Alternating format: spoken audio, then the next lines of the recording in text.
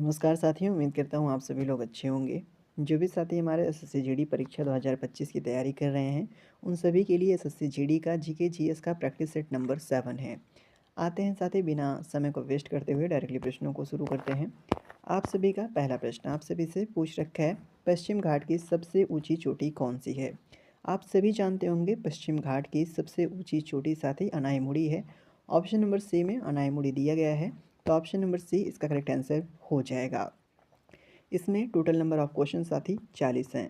आप आखिरी में ज़रूर बताएंगे 40 में से कितने प्रश्न को सही कर सके। दूसरा प्रश्न आप सभी से पूछ रखा है, भारत के कितने राज्यों की सीमा सिक्किम से जुड़ी हुई है? अगर बात करें साथी, भारत के ऐसे कितने राज्य हैं जिसकी सीमा सिक्किम से जुड़ी हुई है, तो केवल एक है। Option number A correct answer इसका हो जाएगा। अगला प्रश्न बेहद इंपॉर्टेंट है, आप सभी से पूछ रखा है, निम्न में से किस भारतीय राज्य की सीमा नेपाल से नहीं लगती है? अगर बात करें साथी, इनमें ऐसा कौन सा भारतीय राज्य दिया गया है ऑप्शंस में जिसकी सीमा नेपाल से ना लगती हुई है हो, तो वो साथी असम है। बाकी उत्तराखंड की भी सीमा नेपाल से लगती है, पश्चिम बंगाल की भी लगती है, उत्तर प्रदेश की भी लगती है, परंतु असम की नहीं लगती, तो option number A correct answer हो जाएगा। अगला प्रश्न आप सभी से पूछ रखा है, निम्नलिखित में से किस राज्य में भारत की सबसे बड़ी खारी आर्द्र भूमि सांभर झील स्थित है? बात करें साथी सांभर झील की, ये कौन से राज्य में स्थित है? सांभर झील राजस्थान में स्थित है। ऑप्शन नंबर डी में राजस्थान दिया गया है, तो option number D correct answer हो जाएगा। अगला प्रश्न बेहद इंपॉर्टेंट है, कह रखा है साथी, होजेनकल जलप्रपात किस राज्य में स्थित है? अगर बात करें होजेनकल जलप्रपात की साथी, ये तमिलनाडु राज्य में स्थित है। ऑप्शन नंबर डी में तमिलनाडु दिया गया है, तो option number D correct answer हो जाएगा। अगला प्रश्न आप सभी से पूछ रखा है, निम्नलिखित में से कौन सी नदी तिब्बत, भारत और बांग्लादेश से होकर बहती है? दिए गए ऑप्शन में से ऐसी कौन सी नदी है साथी जो तिब्बत, भारत और बांग्लादेश इन तीनों जगह से होकर बहती है? तो ब्रह्मपुत्र नदी साथी इन तीनों जगह से होकर बहती है। ऑप्शन नंबर बी में ब्रह्मपुत्र दिया गया है, तो option number B correct answer भी हो जाएगा। अगला प्रश्न आप सभी के समक्ष बेहतरीन प्रश्न है साथी, कह रखा है, भारत में जीएसटी कब लागू हुआ था? अगर बात करें भारत में जीएसटी कब लागू हुआ था, तो भारत में जो जीएसटी है साथी 1 जुलाई 2017 को लागू हुआ था। ऑप्शन नंबर ए में दिया गया है, तो option number A correct answer हो जाएगा।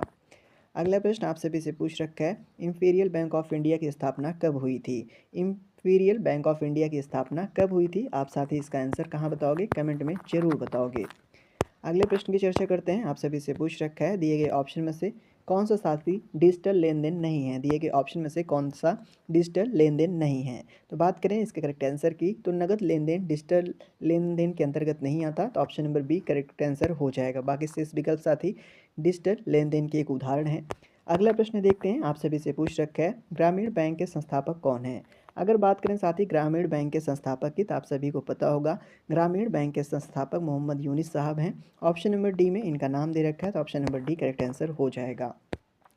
अगला प्रश्न आप सभी से पूछ रखा है, स्वर्ण जयंती ग्राम स्वराज योजना, सॉरी साथी क्या कह रखा है, स्वर्ण जयंती ग्राम स्वरोजगार योजना किस वर्ष प्रारंभ की गई थी? अगर बात करें स्वर्ण जयंती ग्राम स्वरोजगार योजना के साथ ही ये कौन से वर्ष प्रारंभ की गई थी, तो 1999 में।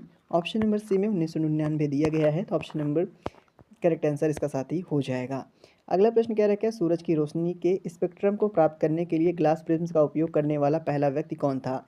ऐसे व्यक्ति का आपको नाम बताना है जिसने ग्लास प्रिज्म का उपयोग सबसे पहले किया हो, तो किसने किया था साथी? आइजैक न्यूटन साहब ने। ऑप्शन नंबर बी में आइजैक न्यूटन साहब का नाम दे रखा है, तो option number B correct answer भी हो जाएगा। अगला प्रश्न आप सभी से पूछ रखा है साथी, टेस्ला किसकी इकाई है? दिए गए ऑप्शन में से आप सभी जानते होंगे टेस्ला साथी चुंबकीय प्रवाह घनत्व की इकाई है। ऑप्शन नंबर सी में दिया गया है साथी, तो option number C correct answer भी इसका हो जाएगा।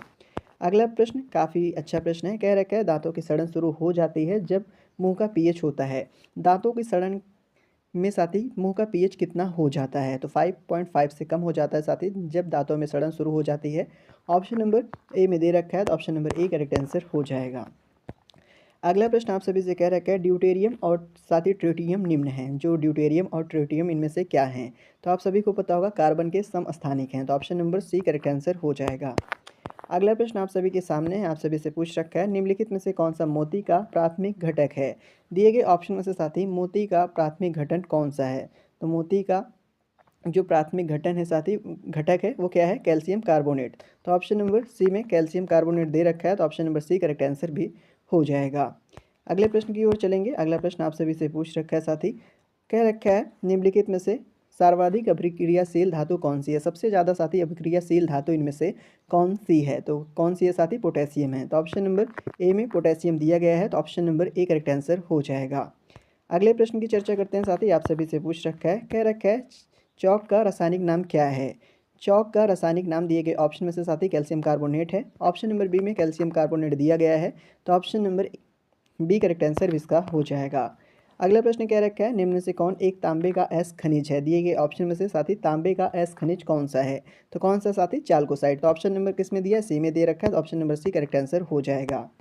अगला प्रश्न आप सभी के सामने है, आप सभी से कह रखा है साथी भारी पानी का रासायनिक संगठन क्या होता है। जो साथी भारी पानी होता है उसका फॉर्मूला क्या होता है, D2O होता है। तो ऑप्शन नंबर डी में दे रखा है D2O, तो option number D correct answer हो जाएगा। अगला प्रश्न आप सभी से कह रखा है निम्नलिखित में से कौन सा जानवर बिल में नहीं रहता है। आपके सामने 4 ऑप्शंस दे रखे हैं और बताना है इनमें से ऐसा कौन सा जानवर है साथी जो बिल में नहीं रहता है। अगर बात करें इसके करेक्ट आंसर के साथ ही कछुआ जो है वो बिल में नहीं रहता है, तो option number A correct answer हो जाएगा। अगले प्रश्न की चर्चा करेंगे, आप सभी से पूछ रखा है पीनियल ग्रंथि को स्रावित होता है, जो साथी पीनियल ग्रंथि है इसमें से क्या स्रावित होता है। तो पीनियल ग्रंथि में साथी क्या स्रावित होता है, मेलाटोनिन। तो ऑप्शन नंबर डी में मेलाटोनिन का नाम दे रखा है, तो option number D correct answer हो जाएगा। अगला प्रश्न देखेंगे, आप सभी से कह रखा है साथी टीबिया किसका भाग है। टीबिया जो है साथी वो पैर का भाग है, तो ऑप्शन नंबर डी में पैर दे रखा है, तो option number D correct answer हो जाएगा।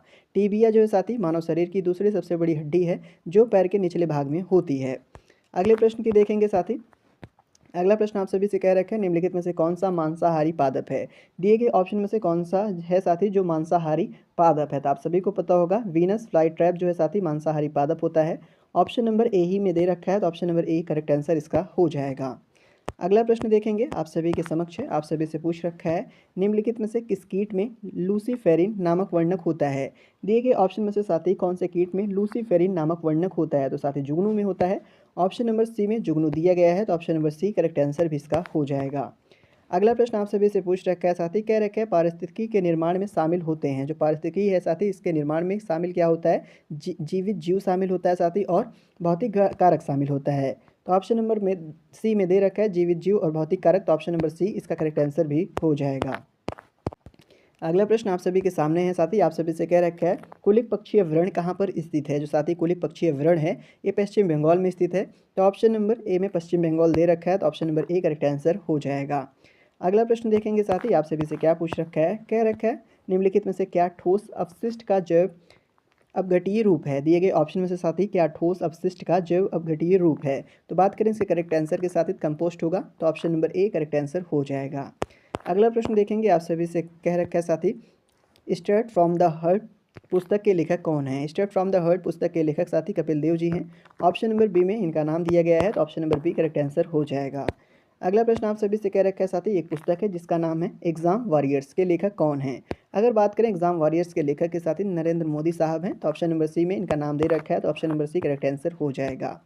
अगला प्रश्न क्या रखा है साथी why I am a Hindu पुस्तक के लेखक कौन है। Why I am a Hindu पुस्तक के लेखक साथी शशि थरूर जी हैं।